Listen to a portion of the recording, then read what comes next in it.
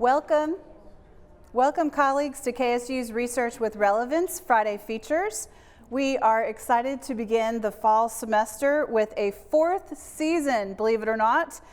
This time we are focusing on a Dean's Showcase, and we are doing this wonderful hybrid format. We are live streaming this show on Microsoft Teams and KSU TV from the Engineering Technology Center in Kennesaw State's Marietta campus.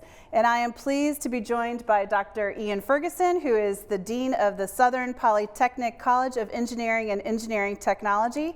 And many of his faculty and students are in the audience with us here today, and we're very excited for you to join us today, Ian. So my name is Phaedra Corso. I'm the Vice President for Research here at KSU. And just to remind you why we're doing this, we started this series in the middle of a pandemic, and it was a way for us to stay engaged with each other as researchers and colleagues. And we have been very pleased with the success of this program. We've been running virtual throughout, and we decided to move to this hybrid format, hoping that we would be back in person with no problems this fall. And we're not quite there yet, but this hybrid format will serve us well, I think, for this next semester. So before we get started, I'd like to share with you a few housekeeping tips because of the different format. We need to go over these tips a little bit. So first, for the live audience, and we have about 50 to 70 people in the audience, so thank you for being here today. When we open it up for questions from the attendees, I hope that you won't be shy and that you will walk up to one of the microphones that are positioned on either end of the room. So we have one here and one over there. Second, if you need to leave the auditorium during the live stream, please walk to the nearest exit as quietly as possible. And please note that we have a bouncer at the door and you will not be able to re-enter. Finally, since this is a live stream, I'm going to ask all of you to please silence your phones if you don't mind. And then for our virtual audience, and we have quite a few people virtually already, 30 plus people. You are viewing this show via Microsoft Teams as we've done in the past. So please make sure your mics are also muted during the show.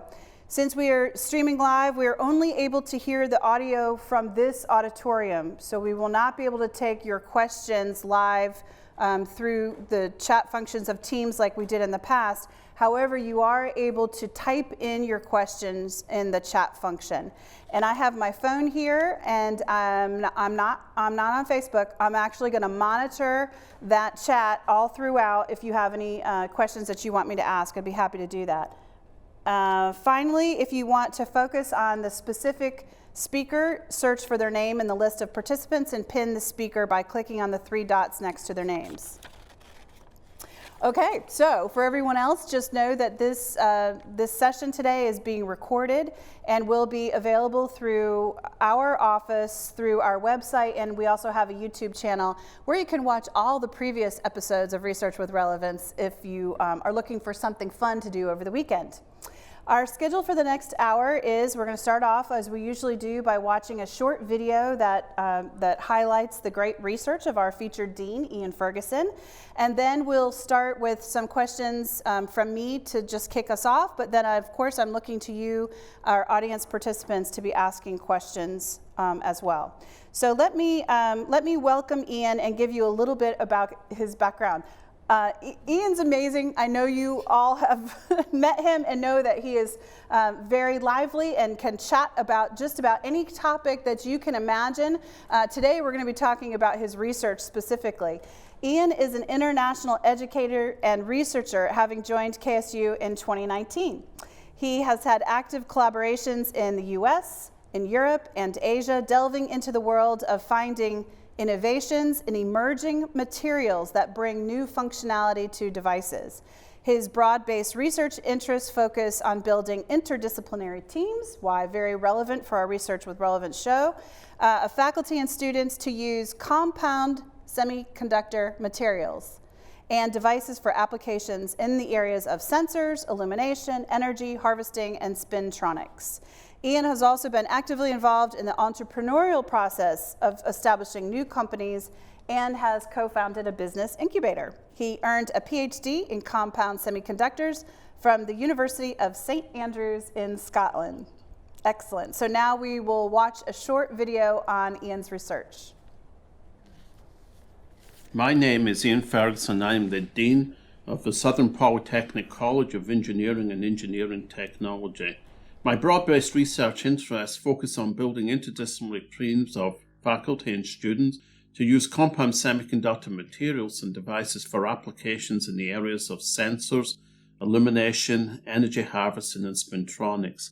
A compound semiconductor material, unlike silicon, can strongly absorb and/or emit light, which makes it useful for optoelectronic devices. For me, the sense of success comes from the ability to work with multiple people in multiple different locations with shared goals to achieve outcomes for a specific societal impact. People get too focused on what they think is a particular research expertise rather than the notion that even in research, it's about lifelong learning. I tell people I have a research expertise, but my expertise is research. That is the ability to move in and through new problems over time. That is important.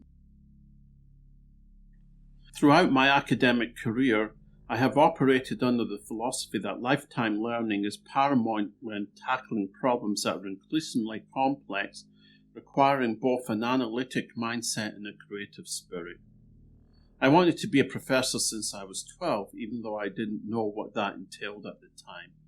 Now I understand it's about the journey.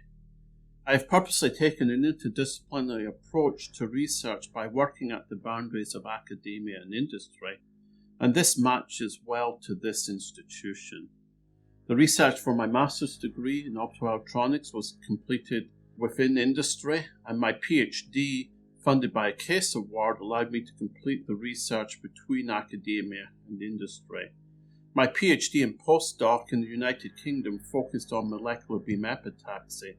This is a materials growth technique for the production of very, very thin single crystals of semiconductor materials. MBE is widely considered to be one of the fundamental tools for the development of nanotechnologies and the resulting quantum devices. My research approach is focused on innovations in device functionality through materials research. What does this mean? We bring new functionalities into the device through its material properties rather than producing more complicated devices in established materials.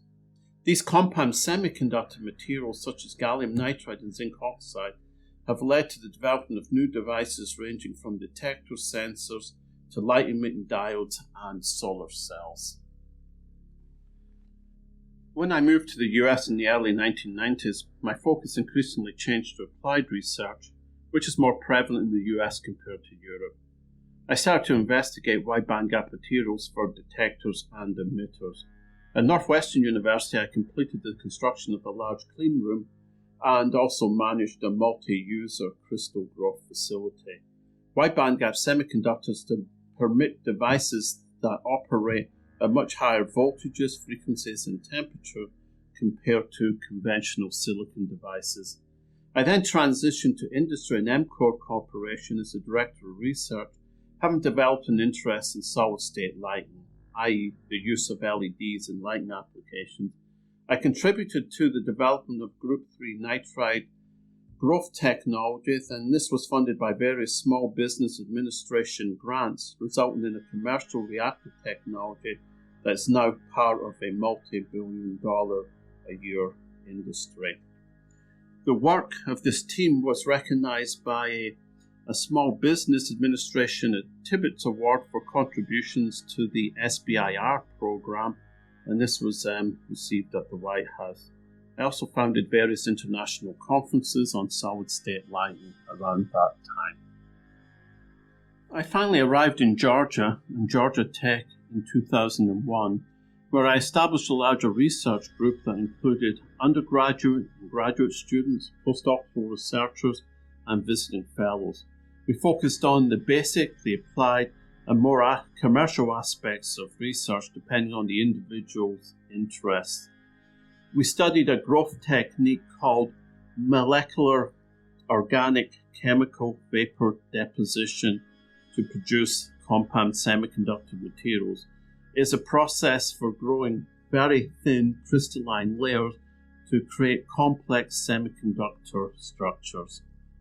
The work continued to focus on numerous applications that gave the students to find the best fit to their interests in the areas of sensors, illumination, next generation solar, dilute magnetic semiconductor materials, and anthrax and/or nuclear detection. In the last decade, while at the University of North Carolina in Charlotte and Missouri University of Science and Technology, my work has continued to focus on energy harvesting, which refers to the process of capturing and converting energy of different types, heat, light, and otherwise, from the surroundings to electricity. This work included new research using atomic layer deposition, a thin film deposition technique based on the sequential pulsing of gases into a reactor that allowed single layers of atoms to form that could then be used to synthesize crystalline structures that did not exist. I joined KSU in 2019 at a time of rapid growth and innovation. The Southern Polytechnic College of Engineering and Engineering Technology is rich with history and is well respected across the region. We are thrilled to usher in a new era of engineering at KSU with the addition of a Master of Science in Intelligent Robotic Systems and a PhD in Interdisciplinary Engineering now being offered. These degrees will further emphasize our status as a leader in engineering and generate tremendous opportunities for our students moving forward. As an experimentalist, I've been able to employ a more general creative process. It doesn't matter where you started in your educational journey, but it matters what you do. Therefore, my approach to engineering education focuses on understanding how the student's skill set maps into an engineering discipline rather than training them to be in engineering. We have the ability to support research in our many state-of-the-art laboratories and facilities in the college. However, this research is driven by the interest of the individual faculty members, and the college conducts a wide range of research projects annually. My current research interests at KSU has moved towards controlling the spin of the electron in semiconductor materials and devices at room temperature within an emerging field called spintronics. This has applications in new information processing technologies such as quantum computing and neuromorphic devices. I began this work with faculty across different disciplines at KSU, in addition to maintaining other external relationships to enable this research. With all these exciting initiatives, I have a deep appreciation for the efforts of our talented faculty and diverse student body at KSU as we solidify our role as Georgia's engineering college.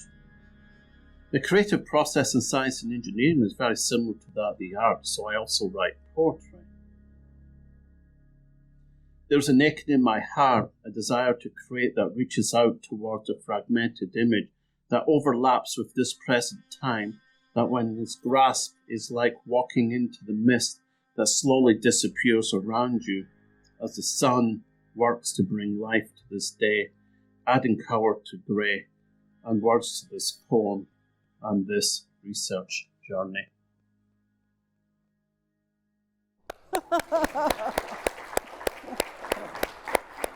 That was wonderful, Ian. Well, the first thing I'd like to do is just to really thank the team of the people who helped us to prepare. Joelle, Tom, Heather and others, just phenomenal. And also the people here behind the scenes making this event possible. There's so many people who contribute in so many different ways, and hopefully that's part of what we'll learn about this research journey as well. Yes, and thank you. I had that as one of my bullets, the thank yous, but we got the thank yous out. For those of you who are watching this via Teams, you can't see the production that had to happen in order for this to occur today. And I really do want to thank not just my staff, who's gotten to know Ian very, very well throughout this process, but also the events staff. So just thank you very much. There is a whole crew of people here and lots of equipment to make this happen, so thank you. I'm going to rely on the expertise of the engineering faculty and students to ask some hard questions to your dean, right? So please, I don't want you to feel shy. I mean, he gave us lots of technical terms and some interesting ideas, and I want you to challenge those ideas. That's what this is all about. But I'll start off with a few kind of softball questions, and then you bring the hard ones up. So the first question I have for you, Ian, as a small wee lad in Scotland, you said that you knew you wanted to be a professor since you were 12. What happened that year where you said, I want to be a professor? I think it's like a lot of people. You're learning more about the space age and other things. You're seeing technology and other things happening around you. And there was just a sense of where could I contribute? Or that. Did I know what a professor was at that time? No. Do I know what a professor is at this time? Still not sure. But right. I think we're all working on this together. But it was just a sense of something to move towards, and like many things in life, having that sense of something to move towards gives you purpose. So did you know early on about the field of semiconductors, or is that something that came along as an undergrad? I think I started learning a little bit about it more as an undergraduate. I had a professor who was a guy called Carol Pigeon, who made actually quite an impression. As we know, as we go through our journey at high school, there can be certain people who make contributions in your life, and you think, I'd like to be like that. This guy had developed a model. It was called the Pigeon-Bound model for looking at narrow bandgap semiconductor materials in very high fields, and was quite known for this. And I just thought, that's kind of neat. So you just see somebody, in some sense, who's passionate about what they do, and that sense of passion becomes infectious. So one of my first questions on my list here was, what do you advise an undergraduate student who takes a class in one of your faculty's classes and gets really excited about a certain concept? Do you encourage them that they have to go get a master's degree or a PhD, or do you, how do you shape that young mind for whatever their future could be? I think the first thing is really about the student reaching out to the faculty member who'd made that impression on them, letting them know that they have an interest in this, giving even that faculty member an opportunity to engage with that individual student is really the start. Things are really quite different to when I started doing research, longer than it should have been. Now it's a lot easier to drop onto the internet, onto Google Scholar and other things, and see what people were doing, and to pull down some of that work. It was slightly different 30 or 40 years ago, but I think the first thing always is to communicate the desire to want to do something to somebody, and even if that faculty member can't help, they can point you in the right direction. So you've been here at KSU for a couple of years. Your college is moving fast and furious towards the R2 roadmap for research. Yeah. So what are you most excited about for the next couple of years? And that's a real softball question. And then the second one is, what advice do you give to your faculty who are trying to launch a research portfolio? So the thing I'm most excited about are the people here, is both the people who've been here for a number of years and have made contributions to the institution to bring us to where we are. It's also really about some of our newer hires as well, who've come in with a very focused idea of what they would like to do in terms of their research. And they've caught on to that vision and are contributing to that vision of moving us forward in this R2 roadmap. But really it's about this building this sense of community around the roadmap, and understanding that for something to work, that we make contributions in different areas, and that in some sense research is still part of our teaching missions. People separate it out somewhat, but really research is done with students, it's done with others, and it's really still part of our mission, both at the undergraduate and the graduate level. All right, I'm going to ask you a little bit about your research as much as I can. It's a little over my head, but you made a comment in the video about energy harvesting and working on the next generation of solar. Can you tell me what you envision the next generation to be? Of energy harvesting? Yes, what does it look like? I think it's going to, just personally in terms of the end result, it's going to be a distributed model where people will generate the power where they need it. It's going to be things like microgrids that people may or may not have heard about, but really it's about what's in the environment, what's given from sunshine, wind, or otherwise that we can harvest, or heat that we can harvest to turn into the power that we need. It's kind of interesting. I think that we're probably going to go back, in some sense, back to the future. That sounds scientific, doesn't it? But that low end, that energy harvesting at the place where you are is going to naturally change from us doing an AC type model where the power comes out the plug in AC back to something that's more DC. So it's kind of back to the future, and it's back to what Edison may even have envisioned 120 years ago. Vegetables? Vegetables? Isn't that the power from Back to the Future? Vegetables. I don't know. I like the hoverboard more than anything else. I'm looking for a hoverboard. Please come to the mics and ask some hard questions. Don't be shy. Here we go. Good. First one up gets a prize. Yeah. You're in trouble now, Dr. Ferguson. Yeah. Actually, it was fusion in Back to the Future, Fusion. which was recently in the news. Interestingly. Please introduce yourself when you come my name up is to the mic Ben as well. Klein. I work for Dr. Ferguson, so I'm going to pitch him a softball. I'm kidding, but anyway, so you mentioned in your talk, Ian, that of course you work on compound semiconductors, and people, not everyone may understand the workhorse semiconductor that's used in most devices is silicon. Vastly, although many people think silicon is reaching its limit. As of now, compound semiconductors, as you know, are used mostly for specialized applications. Do you feel that the role of compound semiconductors is going to expand going forward and it may even become the workhorse platform for future computing, or do you feel that it's mostly going to stay confined to specialized applications? So a long question. I'll unpack it just in a few words. But the first thing I want to correct is that, Ben, you don't work for me, you work with me. It's the same with the students who work in the labs and alongside of us. A relationship of working together on something and working with each other, I think, is always important. So where do compound semiconductors fit? Most people may know that silicon sits group 4 in the periodic table, doesn't strongly absorb light or emit light. As soon as you want to have some type of device that will strongly emit light or absorb light, such as these LEDs that we have above us that are actually rendering our skin to the correct skin tone or whatever at this time, these LED lights are all made of compound semiconductor materials.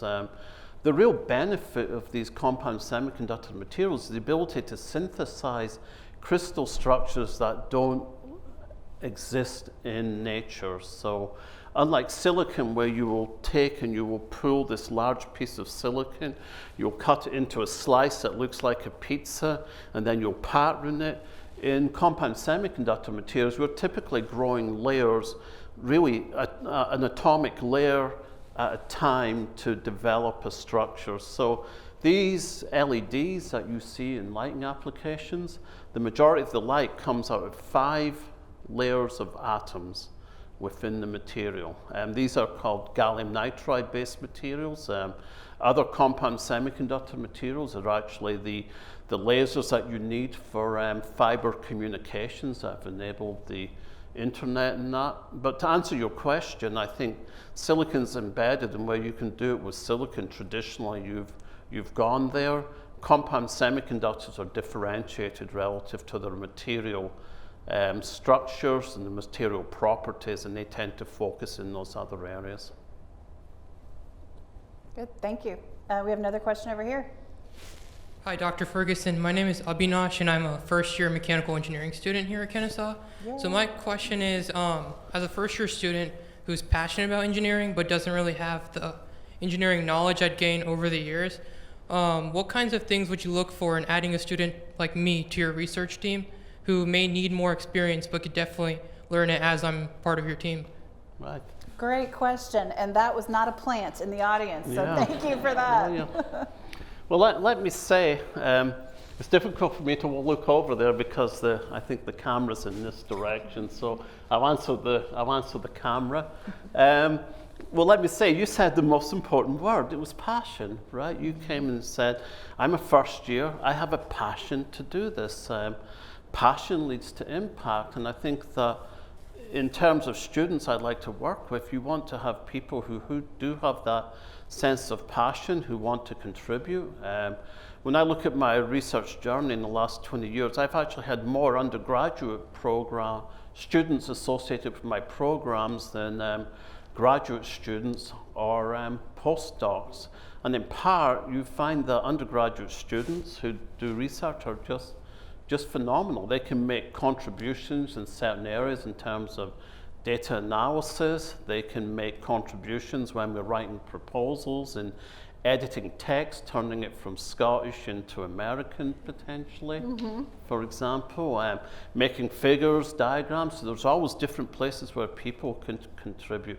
My first ever funded proposal was done with a student in material science, not in my main department, at Georgia Tech, who had a GPA of 2.7. And you just never know. A GPA, for example, isn't always an indicator of somebody who's going to function well in the lab and can contribute in the same way within that space and with others and have the interpersonal skill sets to work with others that a GPA may indicate otherwise. But I would say, come talk to me afterwards. Thank you.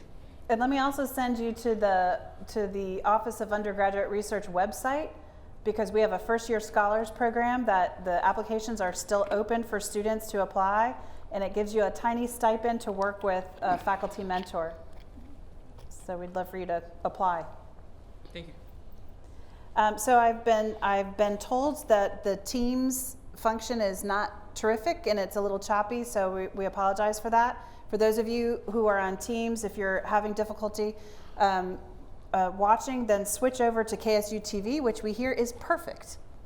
So, any other questions from the audience? Come on down. This is your chance. And if there's anything coming in on Teams, let me know. I haven't seen any come in yet. Here comes another question. Go ahead. Hi, Dr. Ferguson. My name is Jason Shar. I'm a postdoctoral researcher here. So I think it's safe to say that your research interests are quite broad. Like you say, you have you have an expertise in research, but you also have a research expertise. And I know I said that backwards, but what exactly would you what advice would you give to broadening your horizons and not just focus on one thing that you've been good at, just say in your doctoral studies, but really developing that broad literature, that broad research base that you've established? So for me personally, it's looking at new problems and new areas. So I try whenever I've typically moved institutions every 5 or 6 years. So when I come into a new institution, the first thing I think about is what can I do that's new that I haven't done before? It somewhat relates to the work you've done. You go and talk to other people to find out what's important at this time, and it might give you a sense of areas that you should be moving towards. But I think the issue is that very often when people go deep for their PhDs, they don't realize that at some point they have to come out and start broadening that skill set out so that they can move into these other areas. This was made aware to me probably about, 10, 15 years or so ago. Somebody I'd worked with for a number of years. Hadn't seen him at a conference for about 10 years, and I asked him, haven't seen you around, what's happened? He replied to me, for me it was a little sad. He said, well, the research funding went down in my area. And my sense is that if you move from that sense that you're doing research to a research expertise, what you're really looking for is the skill set that's important that enables you to do research. It's about sitting at the desk, pulling down new papers, reading them, trying to get familiar with a subject area, finding out who's contributing who's doing the best work in that area, working out how you can beat them at what they're doing. Yeah, it's a good question. And in fact, Ian and I were talking about this earlier this week about a generalist or a specialist. What's the right tactic, especially coming out of a PhD program where you are a specialist?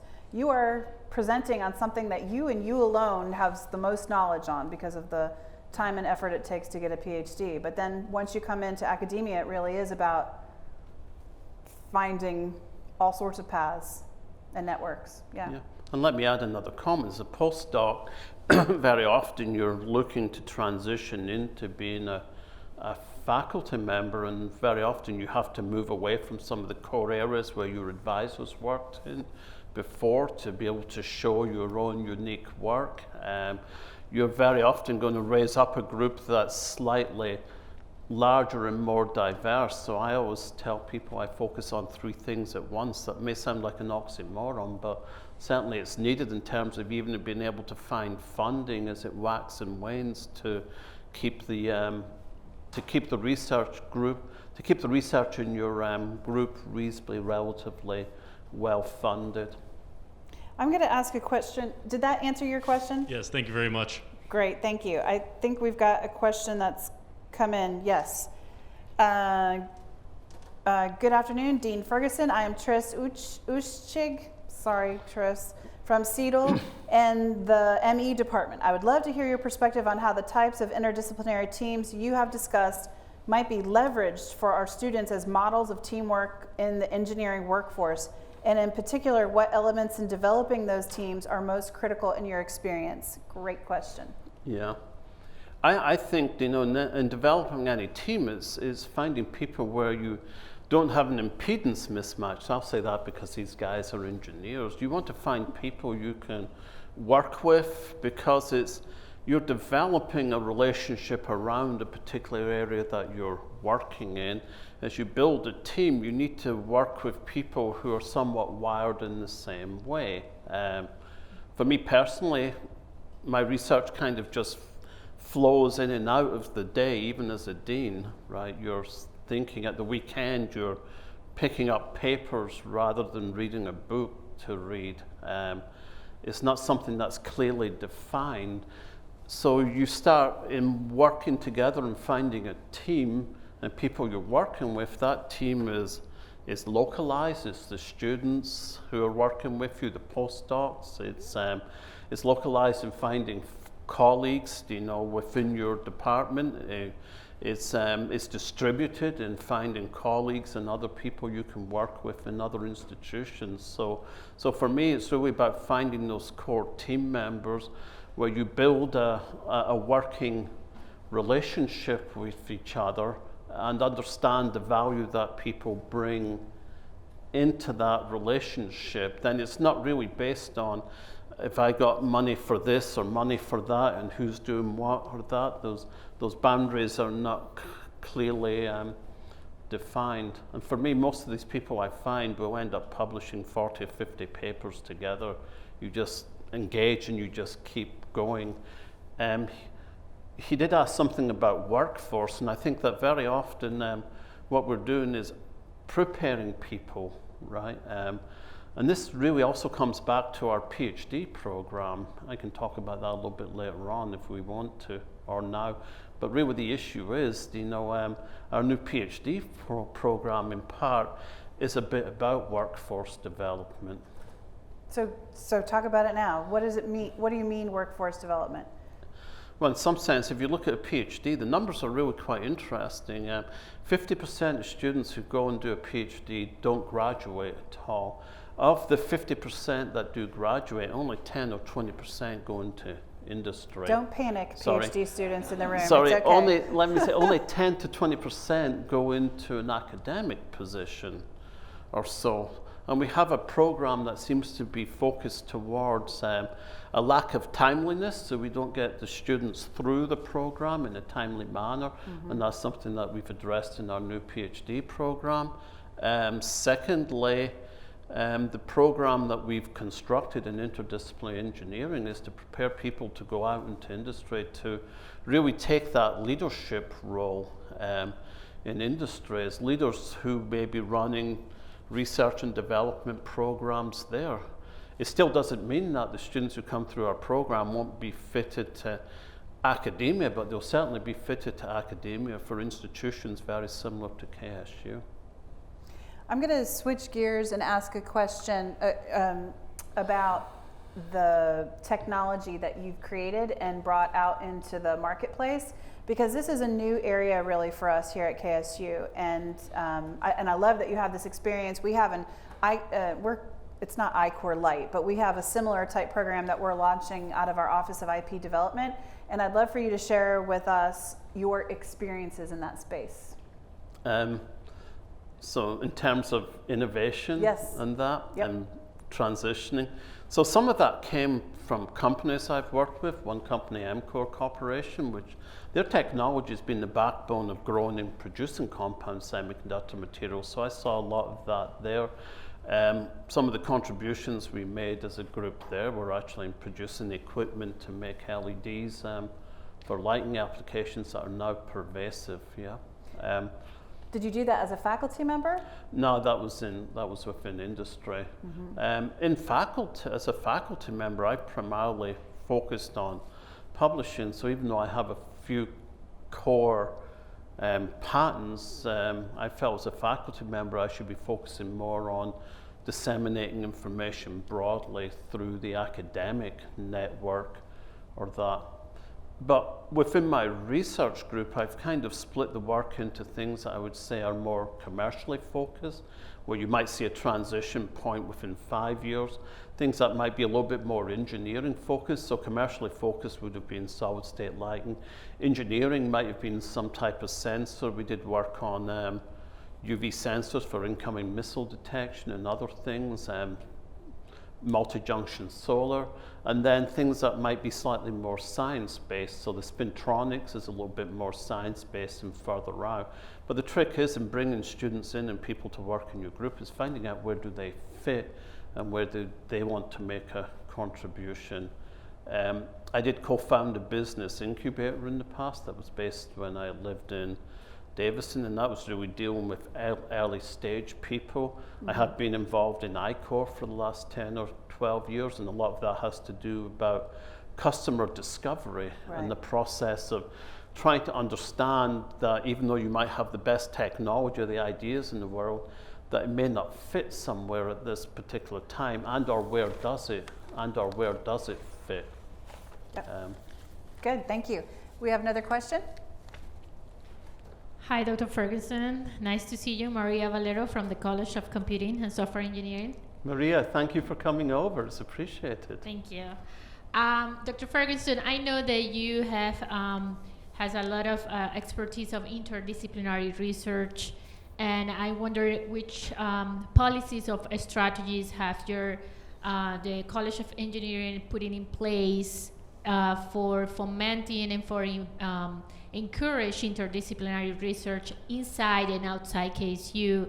Our college is pretty much very related with the College of Engineering, and we have a lot of projects together, but have you put in place other strategies for encouraging our schools inside KSU to work together, and not only in faculty, related with faculties, but also multidisciplinary or interdisciplinary research among students?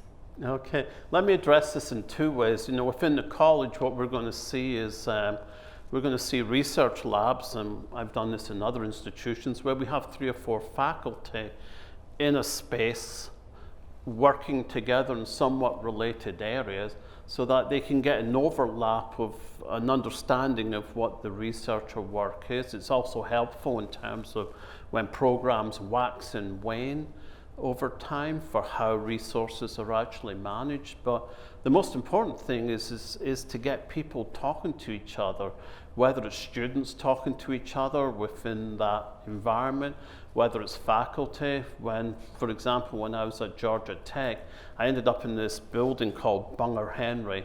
I thought it was called Bunker Henry because it looked like a bunker.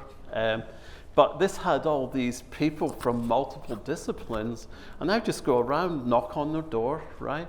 Knock on the door and ask them what they were up to. So ended up in things in neutron detection in other areas just because they were there. Relative to interacting with your college, I was speaking to your interim dean earlier this week, and we've been talking about doing our research.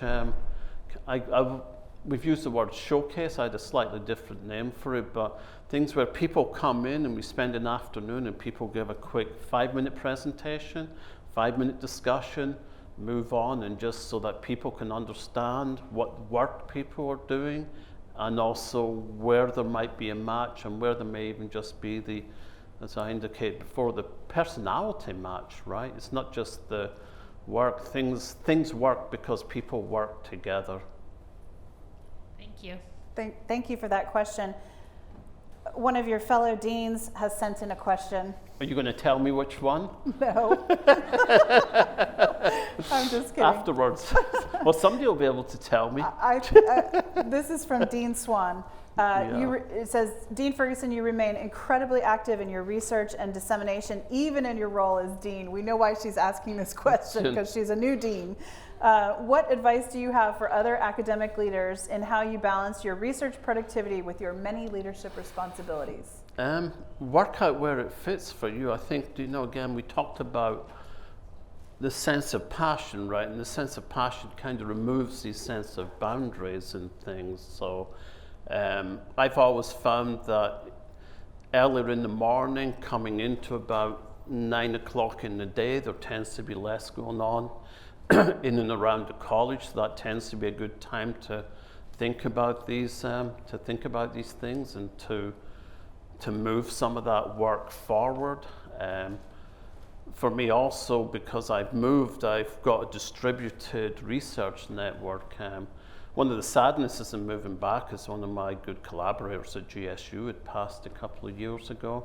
But I have collaborators in one I've worked with at Purdue for about 12 years, another one who lives locally, who I've collaborated for 25 years. And a lot of it comes because you've leveraged that experience over a number of years, and you can solve problems, quite complex problems, relatively quickly and make a contribution to the work. But it's really about developing the relationships, maintaining the relationships, and I think the success and the ability to continue to do that comes, and then these people you work with understand when you've had something that's come up and you're offline for 2 weeks because you're quite necessarily focusing on the work that you have in hand, and at another time you'll have a little bit more time to work with them. And I would like to mention something about relational aspects to funding agencies, since it's somewhat tied in. People very often see people in funding agencies almost like flesh and blood cash machines. They send a proposal and money comes out. What they don't realize is that those people are people at the end of the day. Very often they're us or faculty members who've decided to go into places like NSF or other agencies to serve there. They go there with a passion and a sense of what work they would like to do and what areas of technology they would like to move forward. So I always say that the amount of funding that you have in your group very often depends on the breadth and the depth of those relationships, and it's important to develop those relationships with funding agencies. In NSF, that has become a little bit more relationally. Certainly things like NSF, DOD, I know less about NIH. It tends to be you need to understand who's going to read that proposal, why are they there, and what areas are they interested in working in as well, and almost starting a dialogue with that person to see where does your work fit in terms of their research portfolio, and if it doesn't, they'll help you to find the place where it does fit. Mm-hmm. We have about 10 minutes left, so I'm looking for some hard-hitting questions that Dean Ferguson will stumble over. Let's grill him if we can.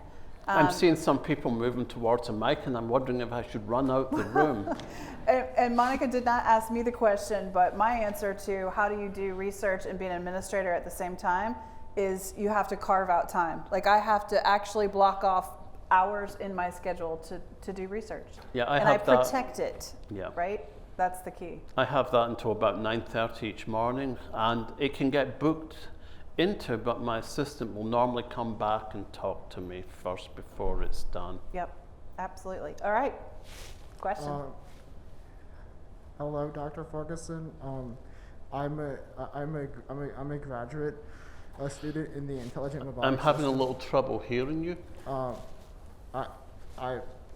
Can you hear me now? Just come up a little bit closer to the mic, maybe.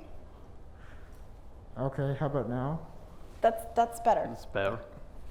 I'm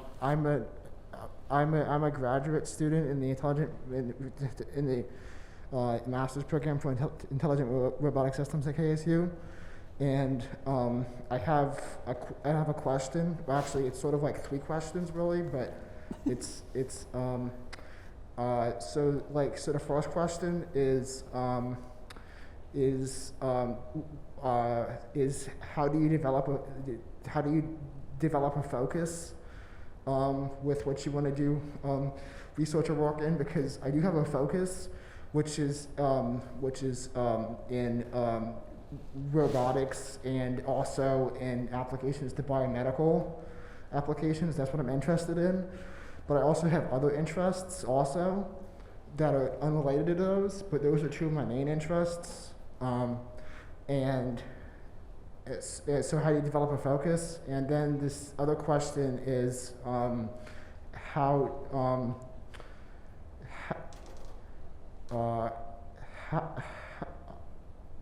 is that when you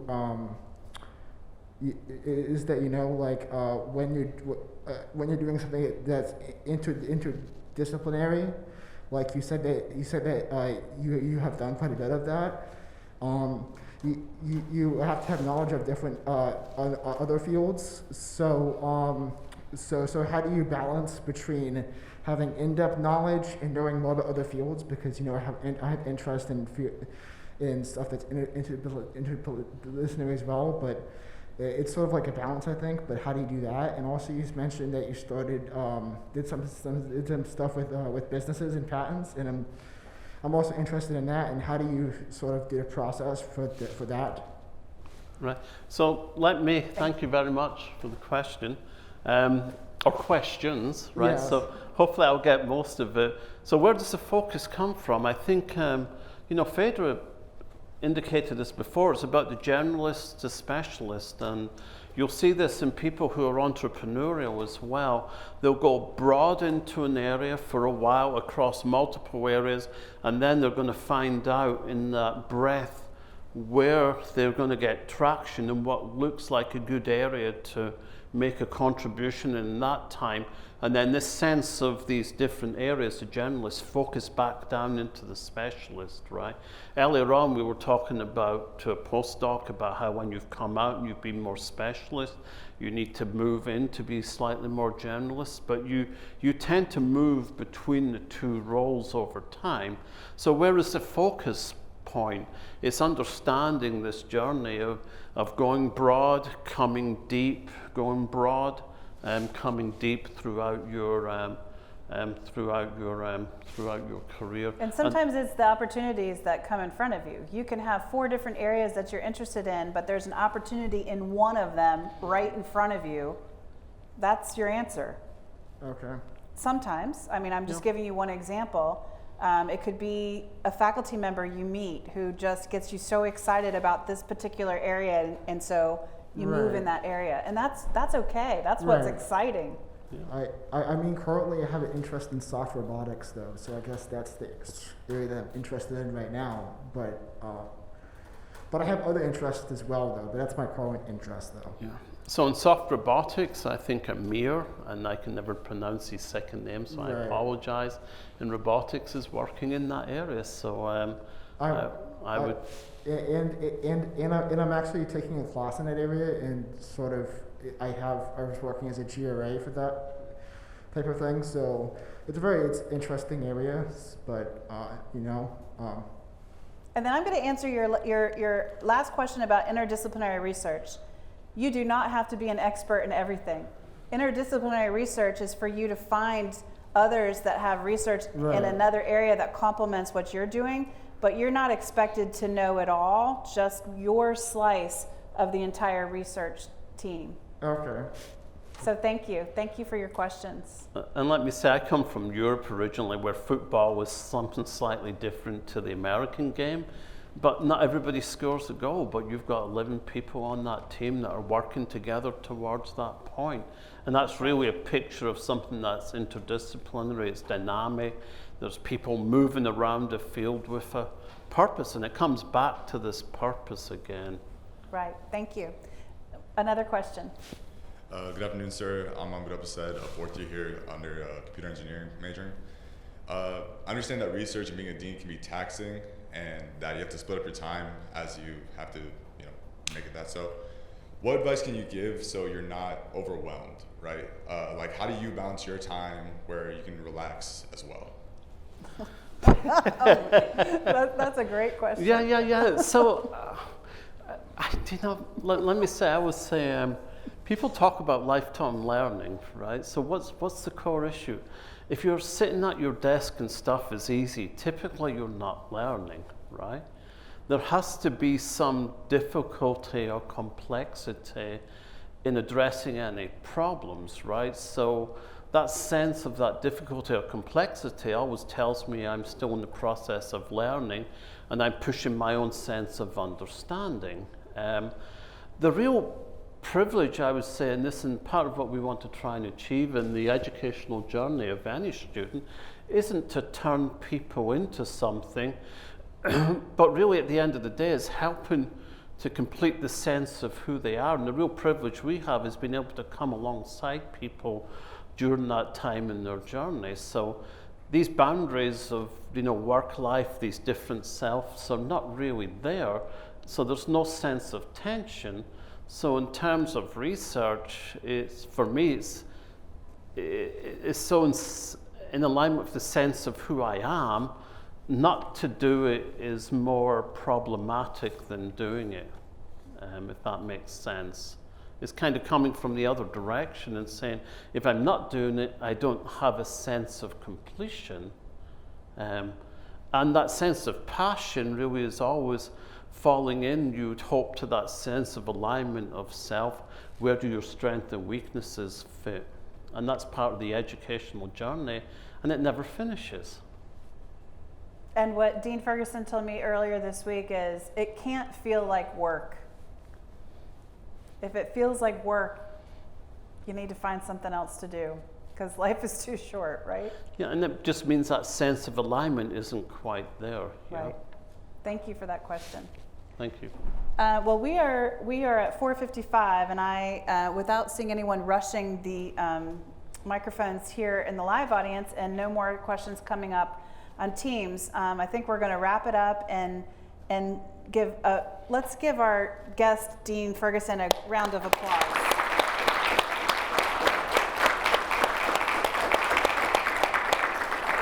And if for no other reason, that's what makes a live show way more fun than just on Teams, that we can actually give you the accolades that you deserve. Well, thank you very much. And Dean Ferguson already thanked everybody involved, but I just want to do one more round of thank yous, because the amount of time and effort that goes into having an event like this is pretty significant, including having a reception beforehand for your faculty, which we did out of love for you all, for the work that you're doing to advance the research mission of KSU. So a big thank you to Heather and Joelle and Tom on my staff, and then this wonderful, incredible crew over here from broadcast and event AV staff in KSU's Department of Event and Venue Management.